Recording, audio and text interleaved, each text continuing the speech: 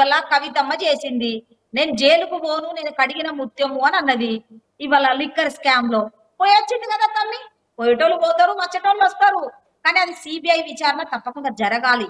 ఒక కాళేశ్వరం మీదనే కాదు తమ్మి, ఇవాళ కారు అంటే ఇవాళ కేటీఆర్ మీద వస్తున్న ఆరోపణలన్నిటి మీద కూడా ఫోన్ ట్యాపింగ్ కానివ్వండి, ఇవాళ కార్ రేసు విషయంలో కానివ్వండి, రకరకాలుగా ఆరోపణల మీద నిజంగా కూడా సిబిఐ అధికారులకు వచ్చిన ఏ నాయకులైనా ఏ ముఖ్యమంత్రి అయినా ఇలాంటి తప్పులు చేయొద్దు. 4 కోట్ల తెలంగాణ ప్రజలకు నిస్వార్థంగా సేవలు అందియాలి, పనులు చేయాలి, నిరుద్యోగులను ఆదుకోవాలి, రైతులను ఆదుకోవాలి, ప్రజలకు పని చేయాలని ఒక కమిట్మెంట్ తోని భయంతో పనిచేసే విధంగా సిబిఐ విచారణ ఉండాలని ఒక బొడిగె శోభక్క గాలన్నగా నేను సిబిఐ నిర్ణయాన్ని అంటే ఆ అసెంబ్లీలో తీసుకున్న నిర్ణయాన్ని మాత్రం నేను వ్యక్తిగతంగా ఒక ఉద్యమకారులుగా నేను స్వాగతిస్తున్నా. కవిత ఎట్లా చూస్తారు? కల్వకుంట్ల కవిత బీజేపీలకు పోతుంది, బీజేపీలకు పోతే ఈ కేసులన్నీ ఉండవు అనేటువంటి ఆలోచన చేస్తున్నాను, ఒక చర్చ నడుస్తున్నది. లేదా ఆమె కాంగ్రెస్లోకి పోతుంది, కాంగ్రెస్ అధిష్టానంతో ఇంతకుముందే ఆమె టచ్లోకి వెళ్ళిందని ఒక చర్చ నడుస్తున్నది. బట్ ఆమె మాత్రం నేను ఏ పార్టీలకు పోను, న్యూట్రల్గా ఉంటా అంటున్నది. ఇంకోవైపు ఏమో జాగృతి పేరుతోటి రేపు వచ్చే దసరాకు బతుకమ్మ ఫెస్టివల్కు తెలంగాణ వ్యాప్తంగా పాదయాత్ర చేస్తుందని ఒక చర్చ కూడా నడుస్తున్నది. సో ఒకవేళ బీజేపీలోకి వస్తే బొడిగె శోభక్క వెల్కమ్ చెప్తుందా? తమ్మి నిన్న కాక మొన్న 3వ తారీఖు నాడు 3వ తారీఖు తాడు నాడు మా రాష్ట్ర అధ్యక్షులు బీజేపీ రాష్ట్ర అధ్యక్షులు కరీంనగర్కి వచ్చిండ్రు.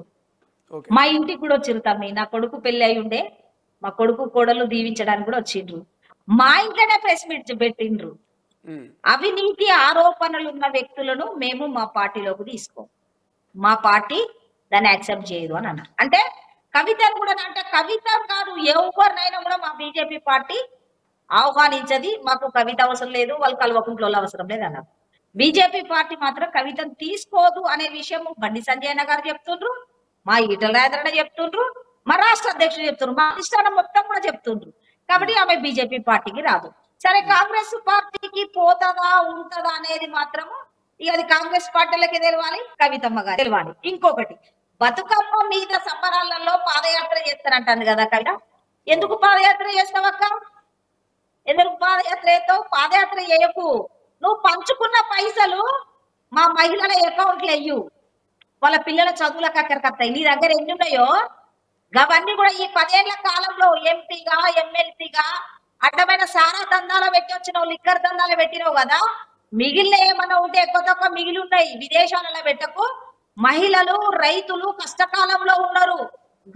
నీ దగ్గర ఉన్న పైసలు ధనమంతా కూడా 4 కోట్ల తెలంగాణ ప్రజలకు దారబోయు. లేదంటావా? ఇవాళ శ్రీకాంతాచారి లాంటి తమ్ముని కుటుంబము 1200 మంది కుటుంబాలు ఇవాళ బలిదానాలైన కుటుంబాలకి నువ్వు ఎంత సంపాదించినవో వాళ్ళ ఇంట్లో తిరిగి వాళ్ళ కాళ్ళు మొక్కి మీ వల్ల తెలంగాణ రాష్ట్రం వచ్చింది, మీ కొడుకులు బలిదానాలు అయితేనే నాకు ఎమ్మెల్సీ ఎంపీ పదవి వచ్చింది, మీ కొడుకులు చచ్చాయి ఇవాళ సంపాదించుకున్నాం అధికారంలోకి వచ్చినామని వాళ్ళ కుటుంబాల అమరవీరుల కుటుంబాల కాడికి పోయి తప్పు చేసినామని 10 ఏళ్ల కాలంలో సంపాదించుకున్నదంతా పంచిరమ్మని తమ్మి. వాళ్ళ ఆత్మలు ఎక్కడున్నా కూడా నిజంగా న్యాయం జరిగింది మా కుటుంబాలకని ఆనందపడతాయి.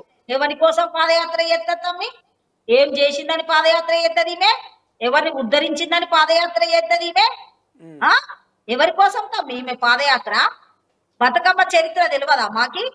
అంటే ఎడి చేసి మళ్ళా ఈ కాళేశ్వరం ప్రాజెక్టు మీద జరుగుతున్న సిబిఐ విచారణ డైవర్ట్ కావాలి. ఈమె మీద వాళ్ళ కుటుంబ సభ్యులు దాడి చేయక ముందే మళ్ళీ పబ్లిక్ లో తిరిగితే నేను చూసినావా బతుకమ్మ కోసం మీ మహిళల కోసం నేను దగ్గరికి వస్తే ఇవాళ మా కల్వకుంట్ల కుటుంబం నా మీద దాడి చేస్తుందని చెప్పుకోవడానిక? ఈమెను రక్షించటం ఒక్కరు లేరు, వాళ్ళ హస్బెండ్ వాళ్ళ అత్తగారు కుటుంబం తప్ప ఎవరు కూడా ఈమెను క్షమించారు తమ్మి.